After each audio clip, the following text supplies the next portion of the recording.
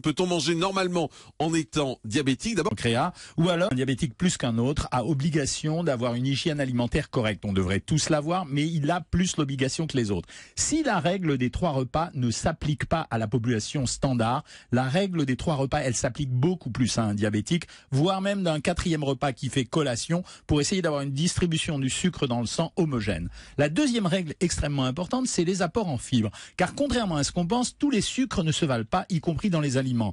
Un aliment, sa teneur en sucre, elle est déterminée bien sûr par la quantité de sucre qu'il y a à l'intérieur, mais aussi par le fait que oui ou non, il soit accompagné de fibres, parce que les fibres vont ralentir l'absorption du sucre par la barrière intestinale et donc ralentir l'arrivée du sucre dans le sang. Et la troisième chose, selon les minéraux, vitamines que l'aliment contient, qui va déterminer aussi l'absorption ou non du sucre. Et une 4e chose qu'on a tendance à oublier, c'est l'indice glycémique. Alors, c'est pas l'indice favori, mais l'indice glycémique, je vais rappeler ce que c'est. On a un indice de sucre qui est la référence, c'est le saccharose qui a 100, et on regarde l'indice de sucre par rapport à ce sucre-là, c'est-à-dire la rapidité à laquelle le sucre passe dans le sang, et plus cette rapidité est faible et meilleur est ce sucre. Typiquement, les sucres lents ne sont pas du tout condamnés. Par exemple, le saccharose a une unité à 100, les sucres lents vont descendre en dessous des 30. Est-ce qu'il y a des aliments à privilégier?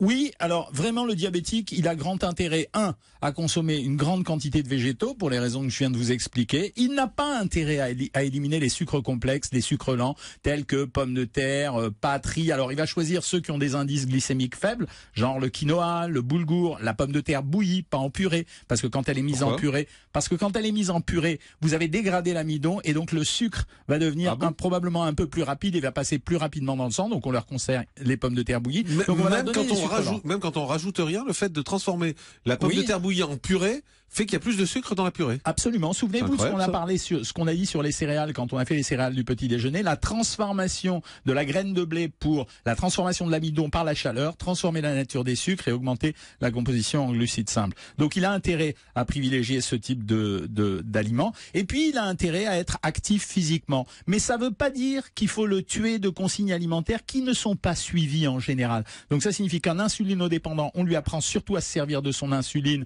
On lui demande d'avoir une maîtrise raisonnable du sucre rapide, mais on l'autorise de temps en temps à condition qu'il sache quand il faut augmenter ou non l'insuline.